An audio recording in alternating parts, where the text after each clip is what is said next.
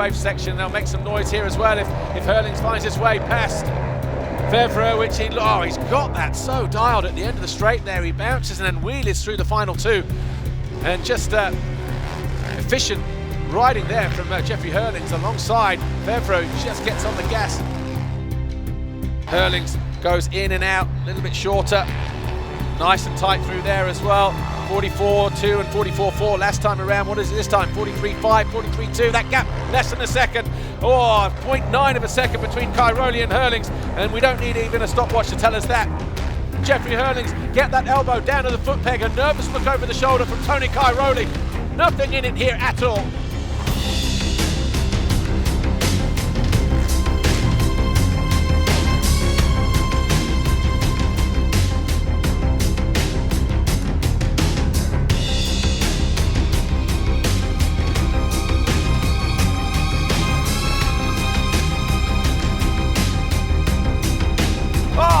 And he's going for the jugular. He's charging down the inside. He runs him wide. He goes wide. Wow.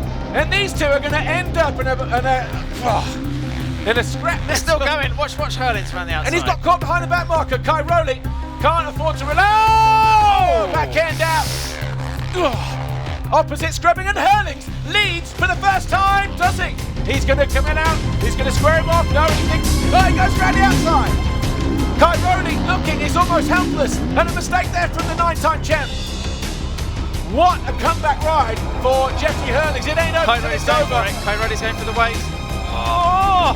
I tell you what, this is the race that we wanted all of last year. We got it on occasions in Ottaviano and at Lommel in Belgium. Cairoli's going to square off, he'll go straight. No, he won't.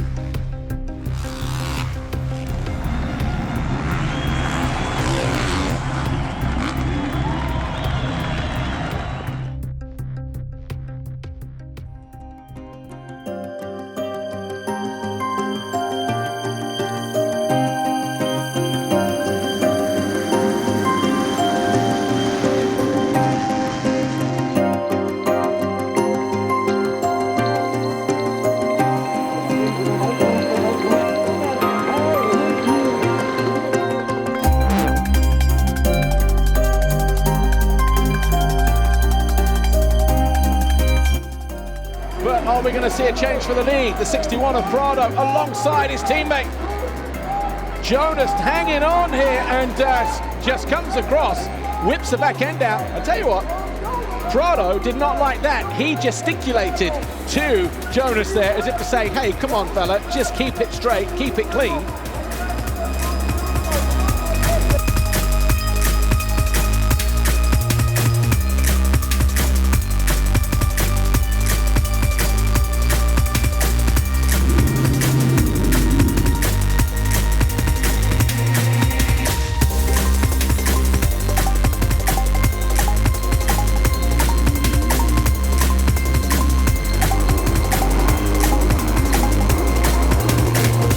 He also needs to be careful. Well, look at that, easily around Geister. Into second position. What a fantastic opening lap for the 222.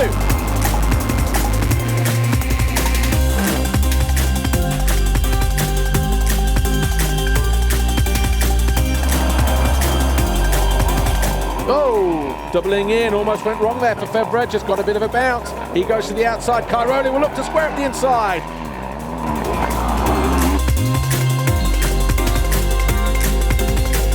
Cairoli might have the right idea going in higher, and he gets a good swing through turn one, bar to bar into turn two, and Cairoli gets his wheels ahead. Can he stay there though as they drop into the next left-hander?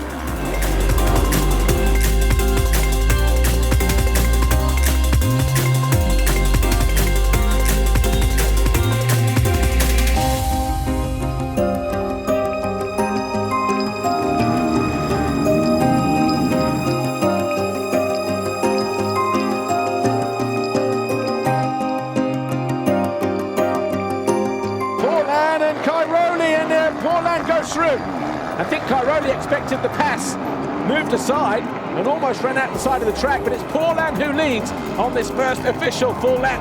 Oh, fireworks all over the place, and it's not even November the 5th.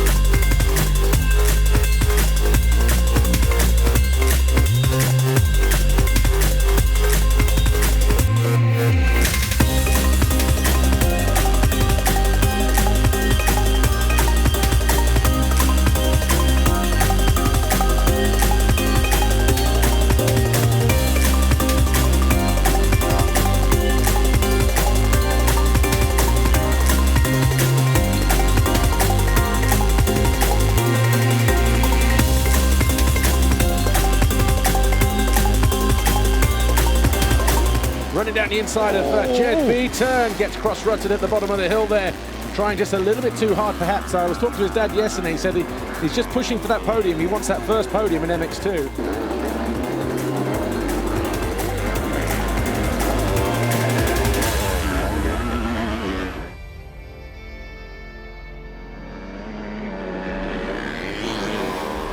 Yeah, and that's the problem. Those corners are a lot deeper than they used to be.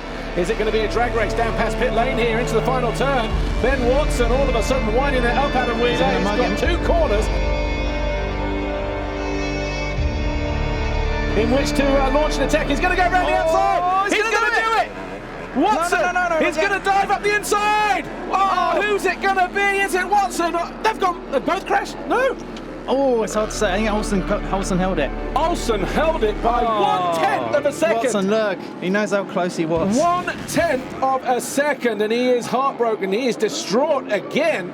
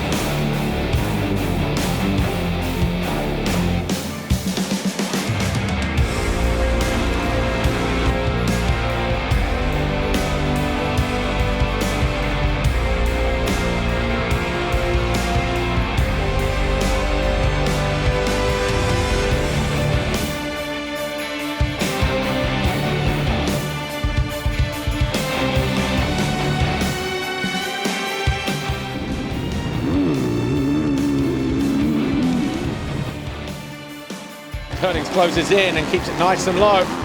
Red Bull KTM again lower over the jump there than the Montreal's Yamaha of Van Hoorbeek. Neatly over the final double at the end of the straight into this right turn, the sweeping right hand turn 12 on the infield.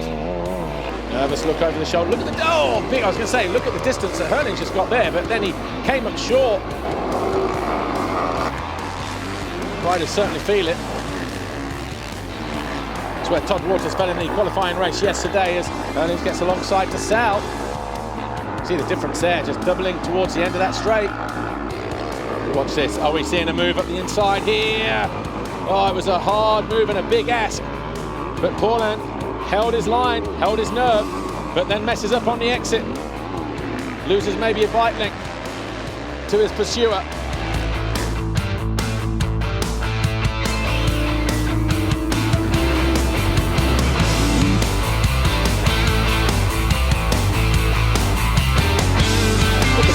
Made up there on the Yamaha, and he's passed as well before he even hits the downside. Caught Fevre absolutely unawares there because that gap was 2 seconds as he crossed the line. You see the two riders through the wave section here. You see how much more efficient Hurlings is. Look at that. Absolutely caught him napping.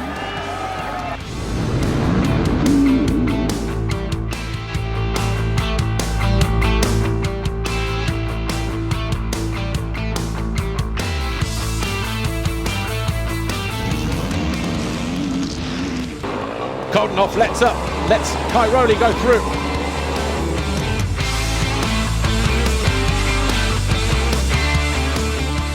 And there's Hurlings off the side of the bike, and how did he save that?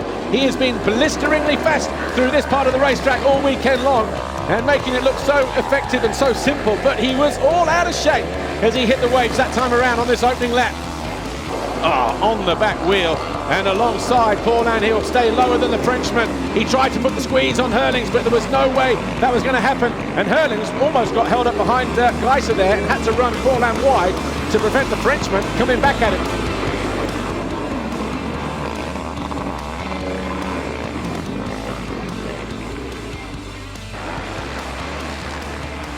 Looks to get alongside his teammate Koldenoff here though. This is the fight for second place. Oh, he's going to get his wheels down early. He'll make a move around the outside.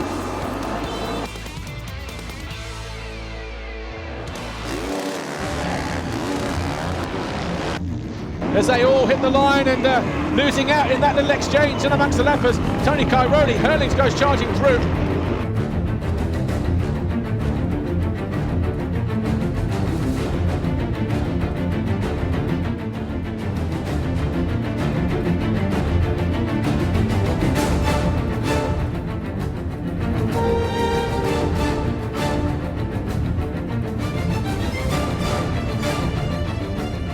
right in at the sharp end of MX2. Watson again gets the better of Valandren. Same place a lap later, but Valandren will control the right-hander in this next turn as Thomas Geir-Olsen goes past Zanotti and Watson makes a mistake. Valandren was legging his way around that turn as well, and Watson has been passed.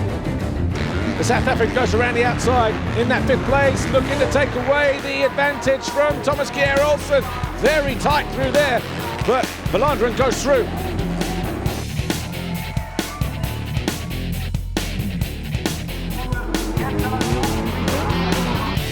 And he'll make the pass stick in this very next turn, the right-hander, turn 7.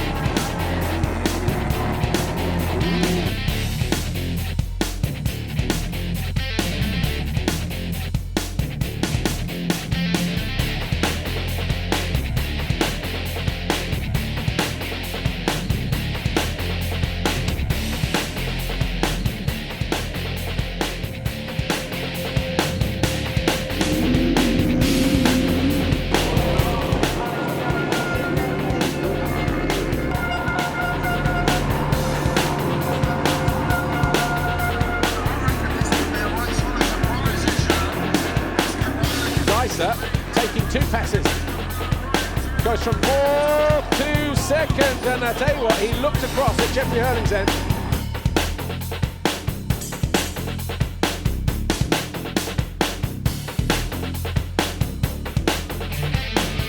And he just got stood up in the turn, puts himself under unnecessary pressure.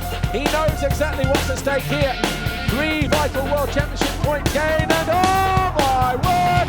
Hurlings, what a move around the outside. Not to get involved as well. And Hurlings looking to make a move down the inside. Oh, he runs down into Cairoli. Oh! Wow! That was coming. Hurlings charged down the inside. He had one thing on his mind, to run it down the inside of Cairoli.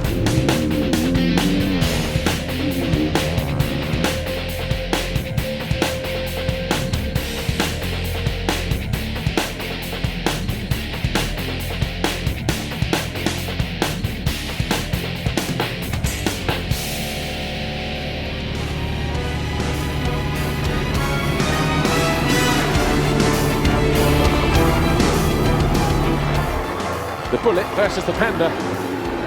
Oh, what's going to happen at the bottom of here, guys? Oh, you got squeezed there. That's what happened.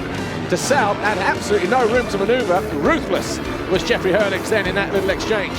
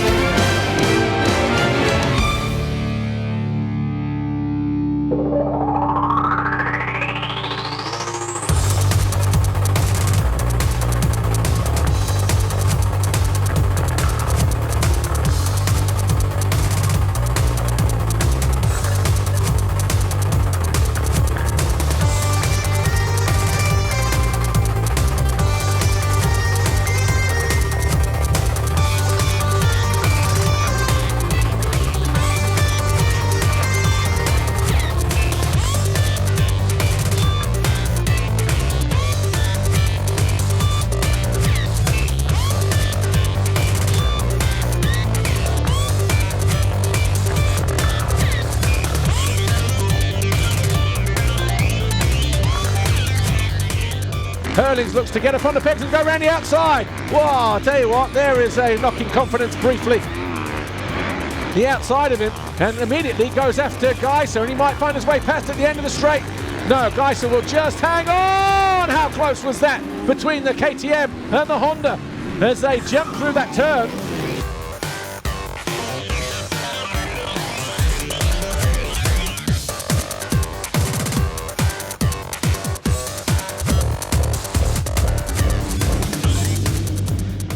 Again, the back end lighting up. The 2 KTMs get very close, and Jonas wasting no time, flexing his muscles as he rounds up towards the finish line. Both scrubbing on a freshly watered track. The back end lights up on the number 1. It kicked one side and then the other, but he manages to hit the line. 6.066 seconds. Oh, and he buries the front end.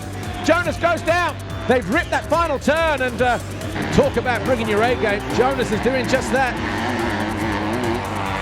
Not worried about what it's going to cost him, whether he falls or whether he wastes a lot of energy in the process. A crowd up there as well. You can hear the noise, and just like he did earlier, finds a way around the outside.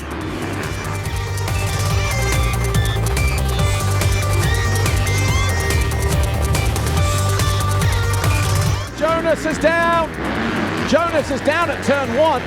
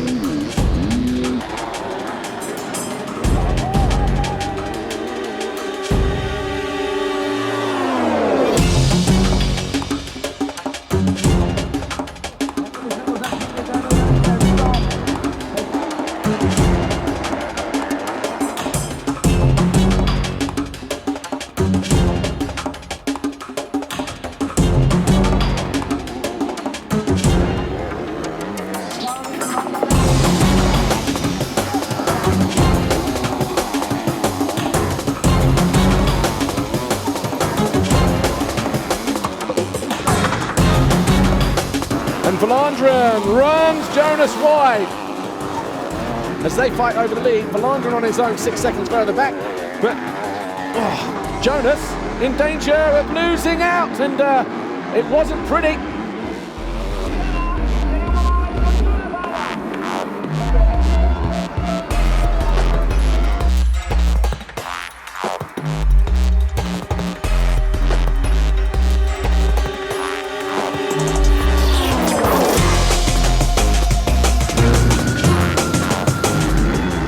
Haven't seen too much of him at the moment, but a mistake there from Fevra. He'll move across to the right to stop Cairoli, asserting his authority. Cairoli finally charges down the inside of Roman Fevra. Oh!